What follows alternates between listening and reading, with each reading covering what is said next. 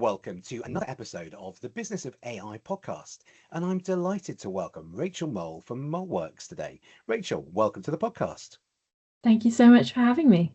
It's great to have you here. So let's start off by finding out a little bit about you. Could you tell us about your background and how you ended up doing what you're doing today? So I'm Rachael Mole. I describe myself now as an independent AI ethicist, mainly because I focus on the user experience of AI and how it's interacting with disabled people's lives, fundamentally how access matters when it comes to accessing society as a whole. And as we know, AI is now in pretty much every single facet of society. So I run Moleworks Solutions, which is an operations management consultancy based in Yorkshire, but I also sit on several government advisory panels, including DIPTAC, the Disabled Persons Transport Advisory Committee, and the Automated Vehicle Expert Advisory Panel and Access Advisory Panel. So though my independent work mainly focuses on what ethical AI looks like in practice for disabled people, I also have a personal passion for employment as a particular area of interest. I'm a Churchill Fellow, so my research with that focused on how building work cultures for disabled people drives wider innovation in organisations. And I also published a white paper late last year, which was the largest collection of research, legislation and policy on reasonable adjustments, of which AI and the future of adjustments was a hugely core theme. And with that, a question I keep coming back to is, as AI completely reshapes how we work, who gets left behind? And are we building systems that create new barriers while also claiming to remove old ones? Yeah, well, fascinating work. I'm looking forward to finding out a little bit more about all of those areas. You mentioned that it kind of comes from sort of the user and thinking about the user's experience. I wonder whether we could start there. And it sounds like that's an area that many people will be familiar with, that concept of user design, user experience. How does that then evolve into both thinking about people with disabilities and what their needs are specifically, and how are those two things related? Is that a relatively new field within UX? New field, certainly not. I think probably a field that has been taken seriously in just digital UX for many years, but I think one that, unless you know about it, it's not really something that people consider. And I think especially as digital skills have become like that, you no longer need an IT degree or, to be involved in the tech industry to now kind of own, whether it's like through product management or project management, part of the process of delivering a piece of technology. That's where we're seeing people really having no idea that even access should be something that they consider. And usually it comes in too late, so it's tacked on at the end as, oh no, we've got legislation and legal requirements we have to meet, and it's then a very expensive retrofit at the end. So I have lived experience of disability. I'm disabled myself, and 1/4 of the UK population is disabled. So when we're talking about user experience of disabled people, I think what we have to reframe it as is the user experience of tech users.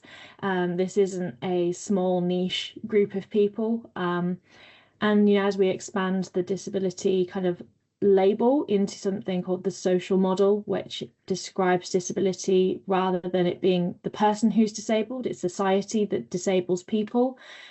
We can also start describing people as disabled, or them describing themselves as disabled. People who are elderly, who are temporarily disabled with an injury, or even people who, if you're pushing a pram down a street, or you have children screaming in the background of Zoom calls, that is still how people can be disabled by the technology and the infrastructure that surrounds them.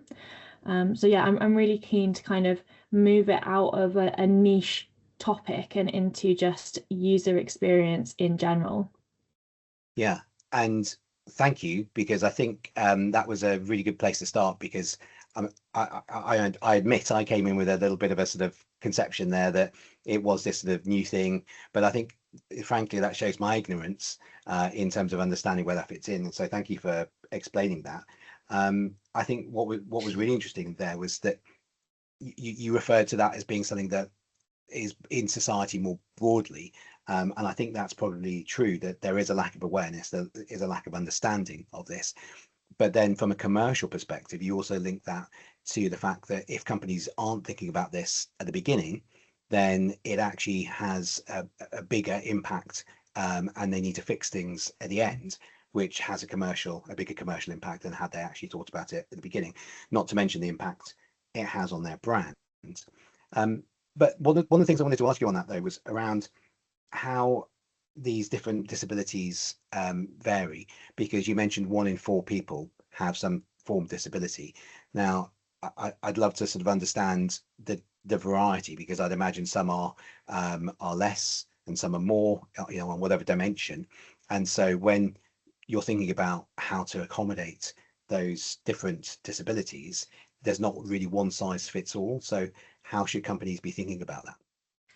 I think the concept of designing something that is universally accessible is a bit of a fallacy. No one tool or product that is set will ever be able to achieve universal design, purely because even for different disabilities, the requirements and the needs overlap and will change based on, you know, what that individual needs. So when we're talking about disabilities, it's everything from mobility, and you know, bringing this back to tech. So this could be, for example, mobility. Somebody might be unable to use their hands or their fingers in a dexterous way. So typing on a keyboard or swiping on a touch screen might be really difficult. Or then we have cognitive, so that might be everything from, you know, dementia to something like autism or ADHD or dyslexia, dyspraxia. So when we're thinking about tech, it's is the design intuitive? Is it very obvious of which buttons to press in which order to get the outcome that's desired? Then we have energy disabilities. So for that, that's things like chronic fatigue, and where for me, one of my conditions is an energy disability, and my biggest bugbear when doing something digital that requires me to sit down for half an hour in like a form and it doesn't save the progress. And I can't always guarantee that I'm going to be able to get to the end of that form if it's taking a lot like cognitively out of me, and to then finish it to the best of my ability. And then we have visual disabilities, hearing disabilities. Both of those I think I'd hope would be pretty self-evident of some of the barriers that people could face when using technology. But visual isn't just, being blind, visually impaired. It's also, color and color contrast, which, I'm glad to say it appears to be getting a bit more attention, but you'd be really surprised as to how many websites have terrible color contrast. And you're just immediately, something that is a very easy fix becomes, impossible for somebody to navigate. Mm. So, it also varies. I present my disability. Some days I'm very slow cognitively. My energy is really poor. I'm in a lot of pain physically. So, technology is often a lifeline on those days as well. But if I'm facing off against some software or an app, or even my inbox, sometimes it's not an intuitive system, and it just adds barriers to me being able to get work done. So it's important to recognize that it's not, fixed, that disability can fluctuate. No one condition presents in the same way in different people. So my condition affects me how it affects me, and somebody else could have exactly the same diagnosis and they could have a very different experience themselves. So it's a really kind of big conversation, yes, but I think there's tools that are there to help us. So legislation like WCAG, that kind of is a really great starting block that not many people follow. Sorry, what was it called? WCAG, so WAG, and then there's been a recent one, so in the EU Accessibility Act as well. I can send over links to share along with the notes of this for people to read up on that. And it's so there are tools and parameters set out that kind of show a level of best practice. And it's always helpful for people to follow that, but then also an understanding of that's the baseline, like that's what we have to get right. But there's so much we can do on top of that by listening to disabled people and considering us and our experiences in the development process. Yeah, that's really interesting that you mentioned some of the legislation and some of the sort of codes of conduct which are out there. I know you were sort of saying that's just the baseline, but could you help us understand what currently exists? So if someone was creating a website, or we'll come on to AI tools in a minute, but what currently exists in terms of that legislation? Is it EU-wide legislation? Is it UK legislation? Yes, so it is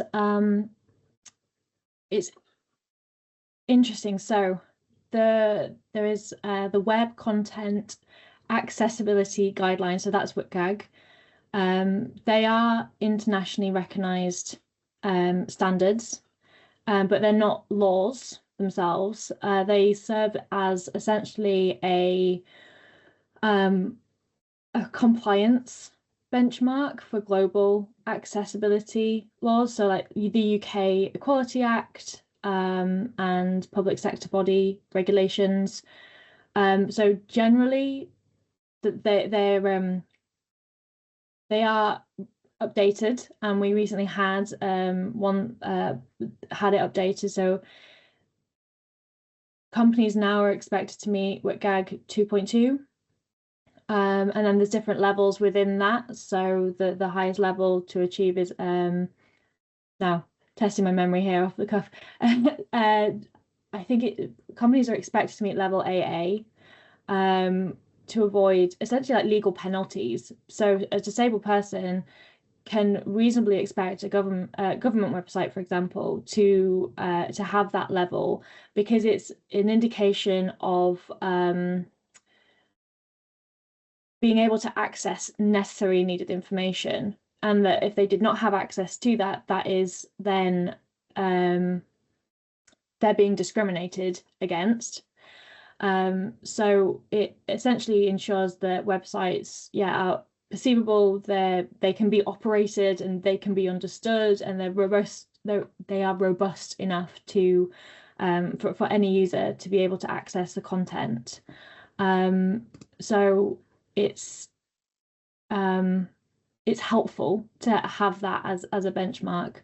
And so the levels are A, AA, and AAA. So there is a gold standard, but that's, I believe, like rarely mandated as needing to be met. Yeah. No, I've come across AAA before. Had a great designer who, whenever we were building websites and apps, would always insist, almost, well, literally by design from the beginning, on ensuring everything was AAA in terms of how it was designed, which was great. So I want to come on to AI a little bit now as well, because the AI world, there are many different areas of it, from the foundation models to the apps to the platforms, to companies who are just using it to transform their internal processes. But I imagine there are particular areas here which you're working on with some of your clients. Could you talk us through how AI is making the situation better, or maybe making the situation worse, or maybe both? So most of my work at the moment is on in that employment sector for AI rollouts. So thinking about we've given all of our team or across our company licenses to something like Copilot, or um, we've written policies that have it all. We're ready to go, but nobody's using it, or not enough people are using it, or we're getting requests through for people to use it as a reasonable adjustment, or even the other side of that is we would like people to be able to use it as a reasonable adjustment because we see the potential of that, but we don't know where to start.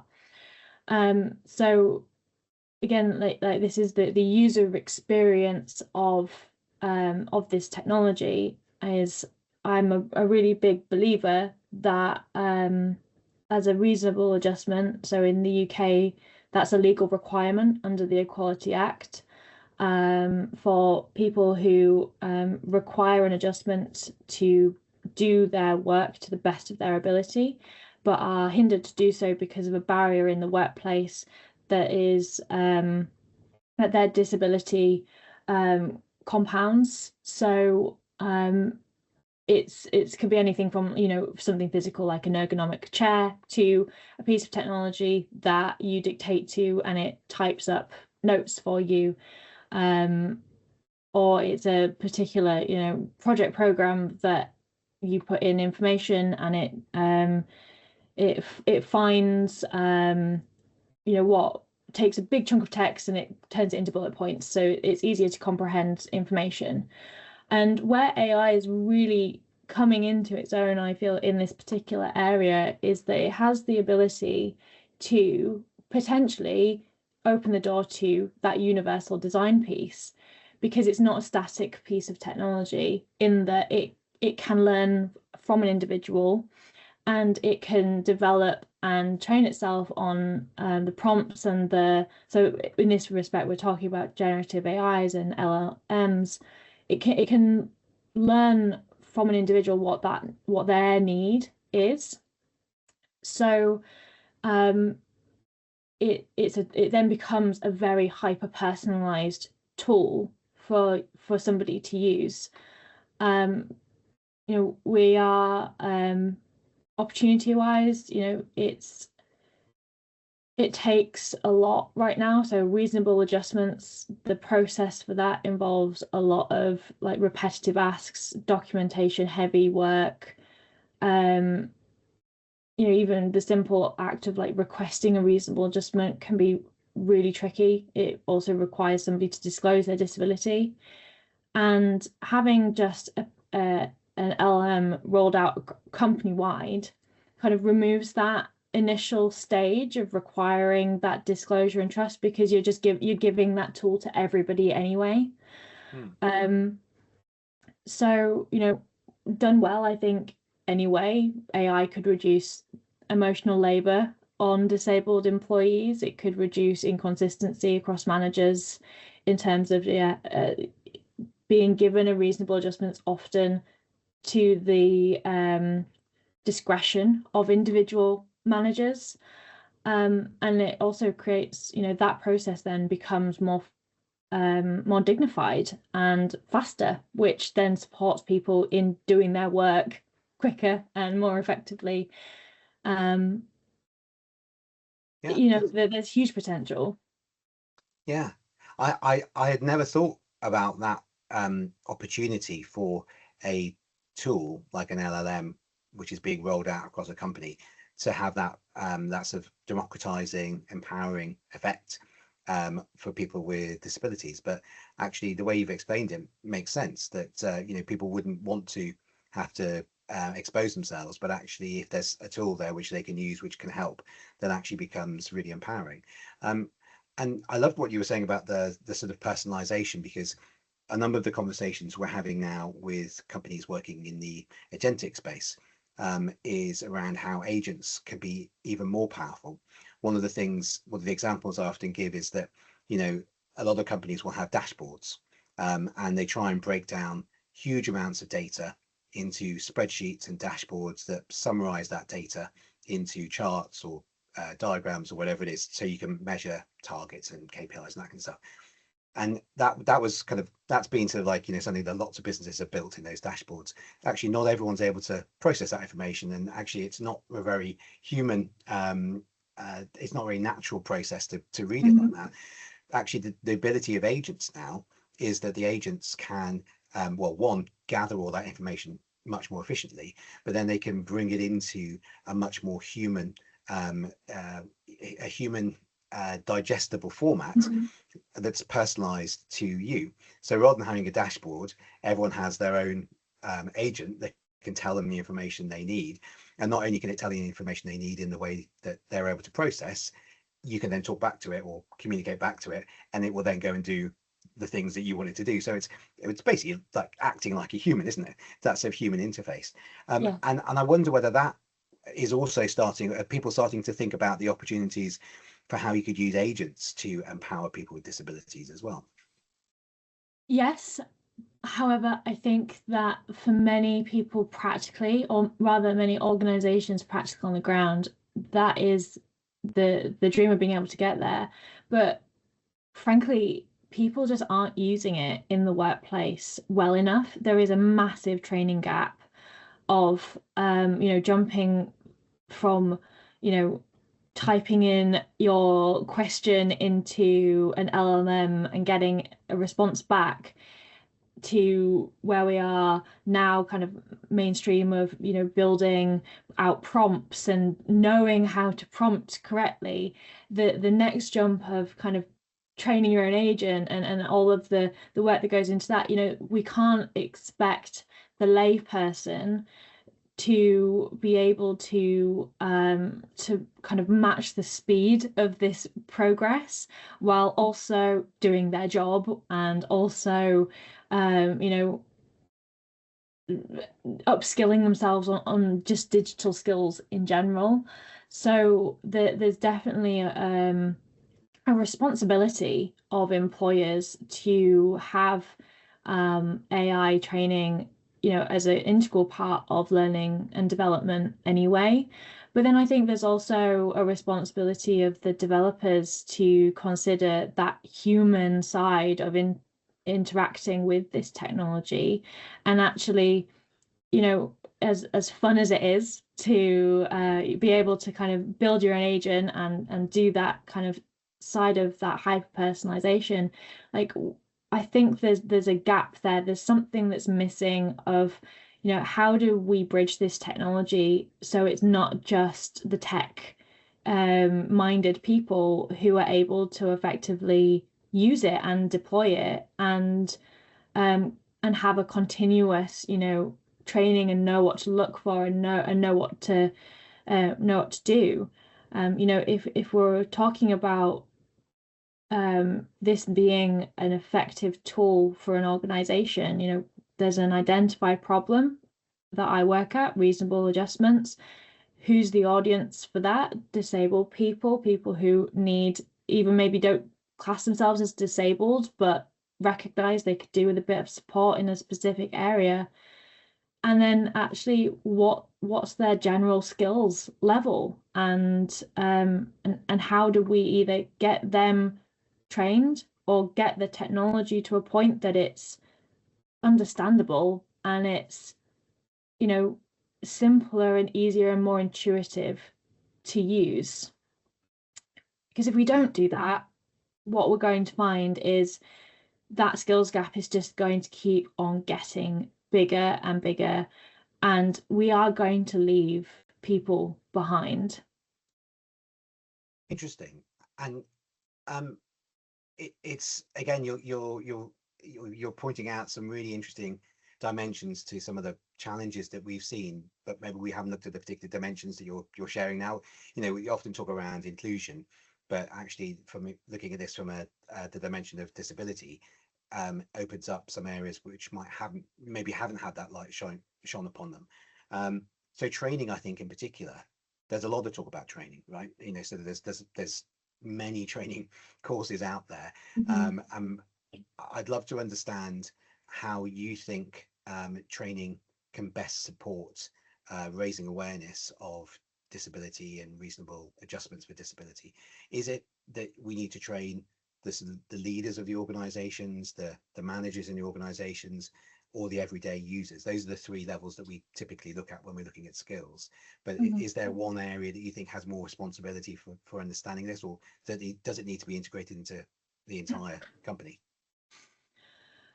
Gosh, I think there's even another dimension to that of training the developers on the impact of their technology, and the AI trained on existing data, we know it replicates existing bias, and that needs to be explicitly addressed at the design stage.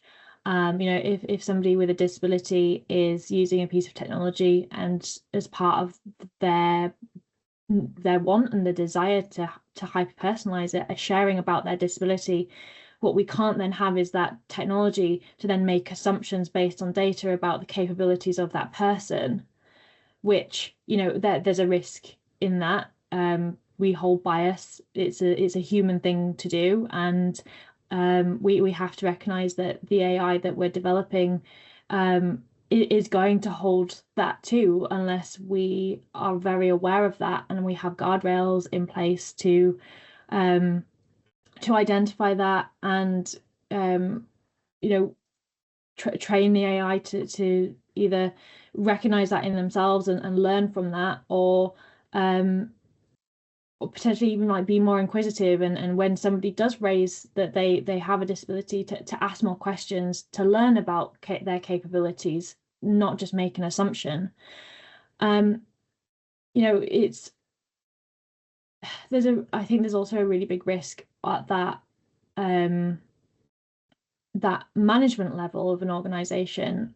The training for them, I think, needs to mainly focus on that, as AI could potentially handle more of that admin side of inclusion, that employers feel like they've then ticked the box for being inclusive, without actually changing anything about the culture or understanding what that tool is doing, truly doing for inclusion, and why it matters, or where it's potentially failing, or where it could fail in the next certain amount of time, and what have they got in place to either flag that and stop it from happening, or reduce any harm that could come out of that. I think I call it a bit like it's a compliance theatre of, it's just the appearance of inclusion, not actually any substance to it. So for that management level, there needs to be training on what do we mean by reasonable adjustments? How can this be rolled out? How can you still support people? That this isn't just handing over the responsibility of support. It's a tool. It is nothing. It's nothing to replace anything. It's simply a tool to enable better support. And accessibility in AI isn't just about, screen readers or alt text being written, or, text being condensed. It's also about whether the system, so from design through to deployment, was built with disabled people's experiences in mind, rather than that retrofit of where we then panic because harm has come out of it that nobody expected, apart from disabled people who are there shouting about it already. And then there's that training level of the user, and actually do they feel empowered that when they log on in a morning to start work, that they know they have a tool right there that is ready to help them, and they know how to use it effectively. And I'd argue actually that for the majority, that no, that isn't something that they feel empowered or equipped to use. Yeah. Well, that's been really interesting there, and I think you're right. There's many different ways that we should look at what it means to be inclusive here in the training. So right from, you mentioned the foundational models and the data which they're trained on. So that's a slightly different use of training, Yeah. but equally important. And all of the data that goes into that at the moment is quite there's a number of biases, many different levels on that. I think we might not be able to get into it in this discussion, but we're looking at world models as well, which is the next generation of model which is being built.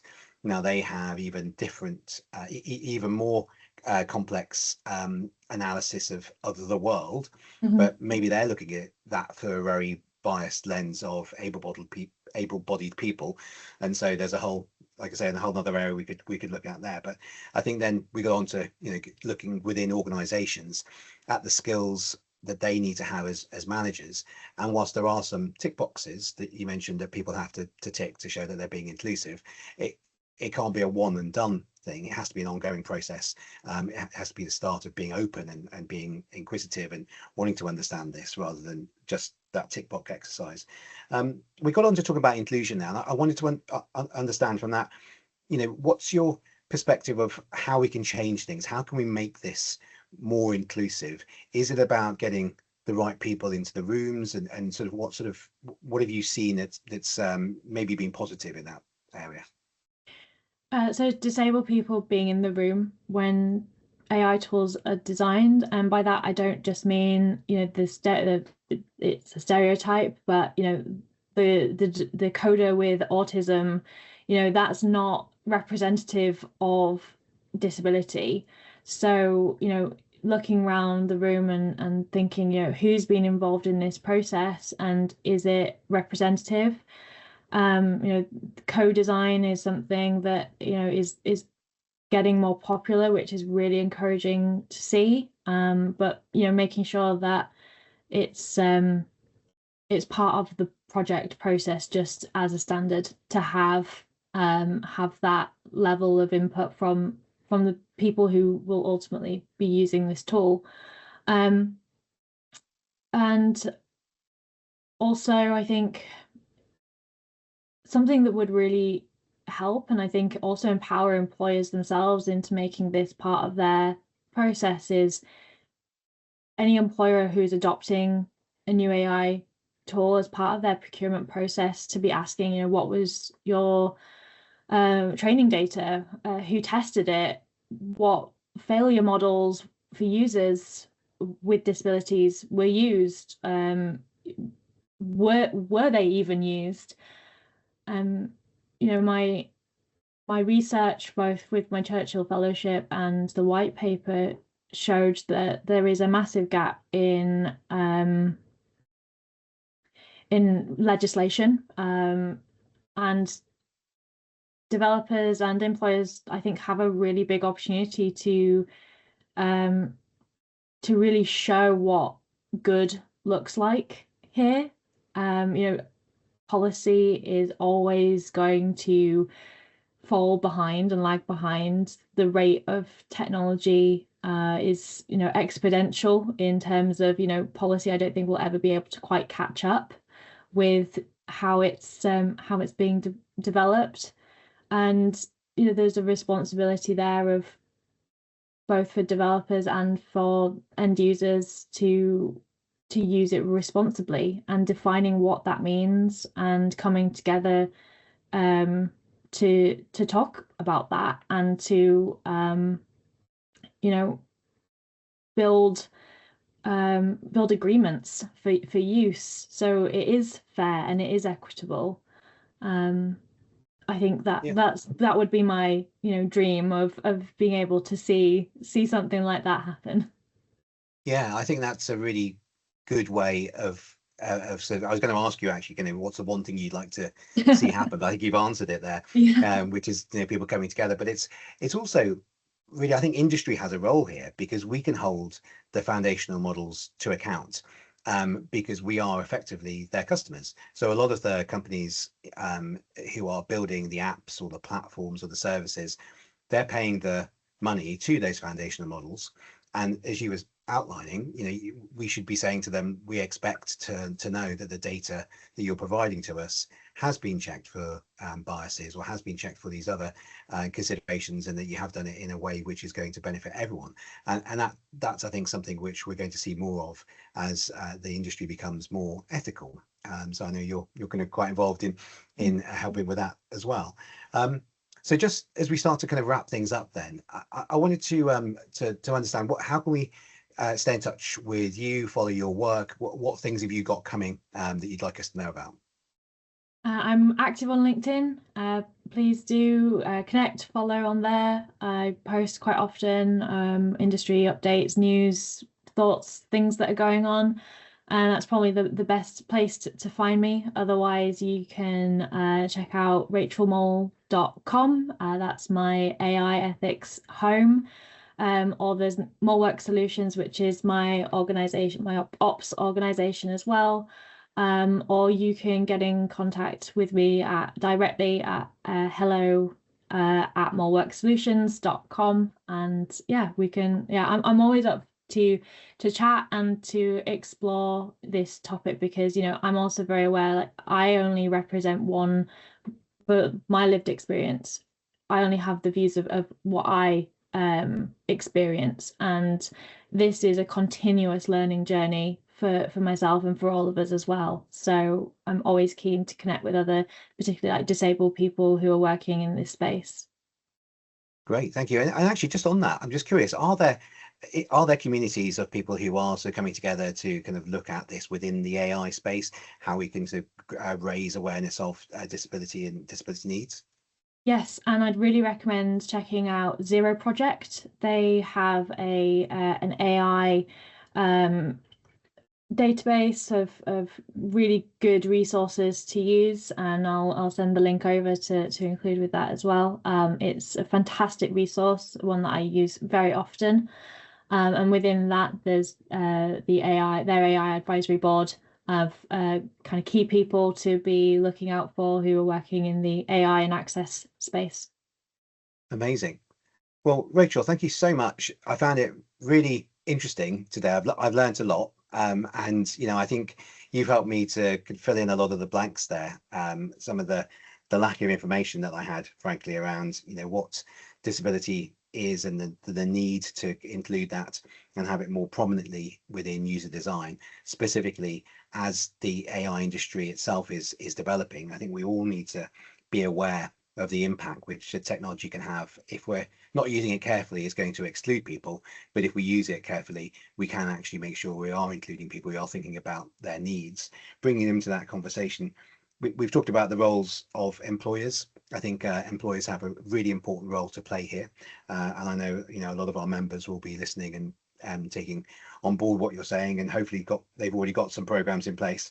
But then there's a broader industry. We really do need to be pushing for greater consideration of this from the foundational models which we all rely upon, and making sure that we have the right people in the room to help us understand this and to help to shape the future technology. So best of luck with everything you're working on, and thank you so much for joining us today. Thank you.